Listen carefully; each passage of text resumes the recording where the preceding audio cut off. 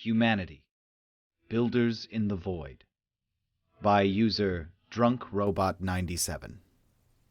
To Ambassador Kashak, from the Galactic Council.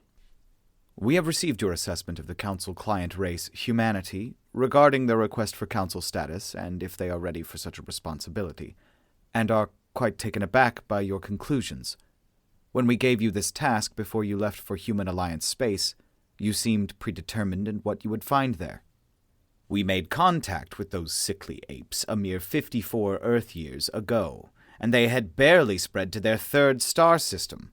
When we gave them the paltry 28 systems surrounding their homeworld, only 2 of which actually contained garden worlds, they rejoiced like a Biljik, receiving a treat from its master. Now they claim to match the industrial capabilities of the Alomi, who hold 5 times the number of worlds they do. I tell you, they're merely puffing up, trying to look big and scary, and con us out of something valuable.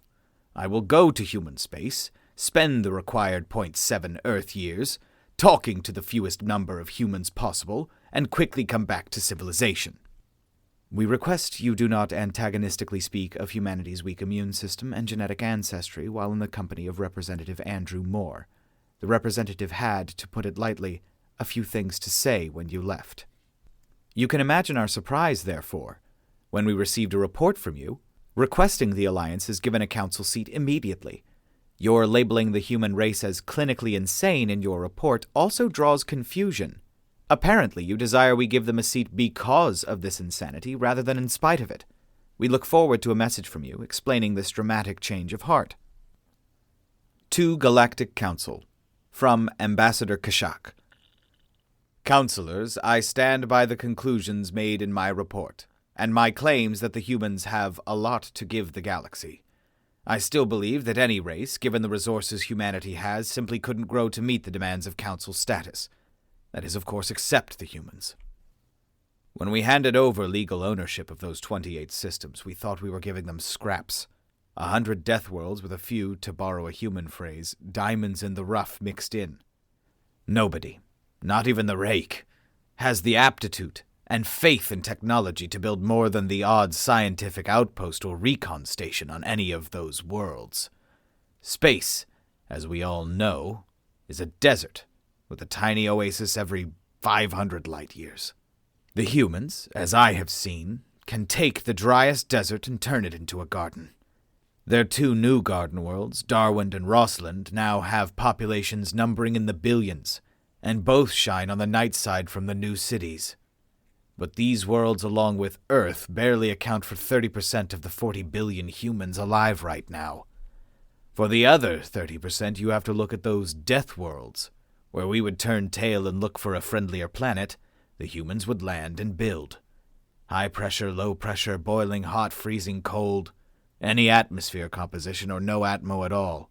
The humans would set up colonies, houses, factories, schools. Yes, they raise their offspring in these environments, and live there, even thrive. Entire families could die at any moment from equipment failure. But they're not concerned, because their equipment never fails. I can attest to this.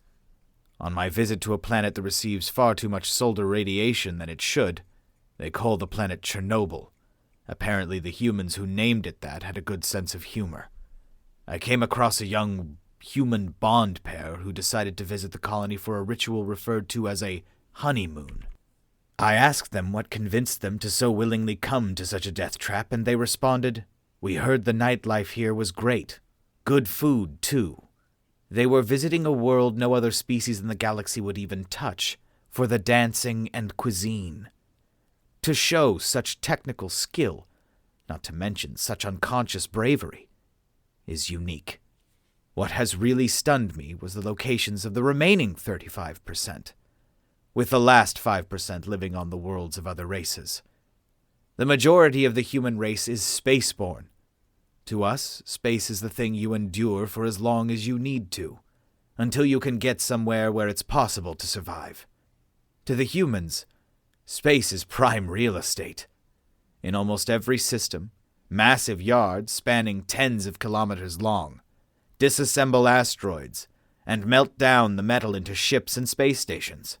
Most systems sport an ever-growing ring of space-based solar power stations, usually made from the guts of the innermost planet.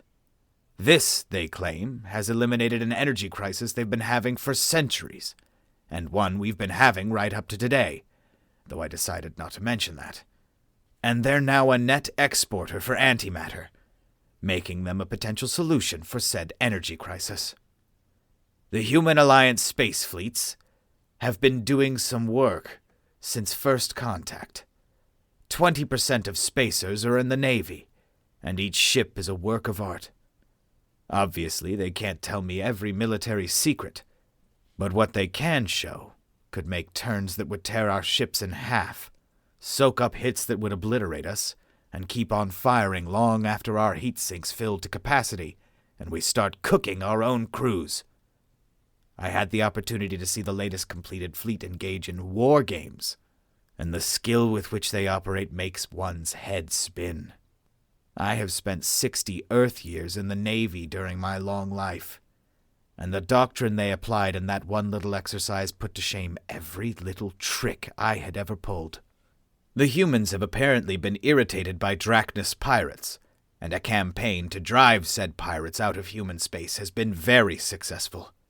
The fact that it has been successful enough as to not oblige them to ask the Council for aid speaks to their abilities. Make no mistake, their possible contributions to the Council peacekeeping forces alone would make the Council seat worth it. But if you really want to see what they can do out in the void, look at their space stations. The largest object we ever assembled in space was a 1 to 2 kilometer dreadnought, minus the engines, built to serve as an orbital defense platform.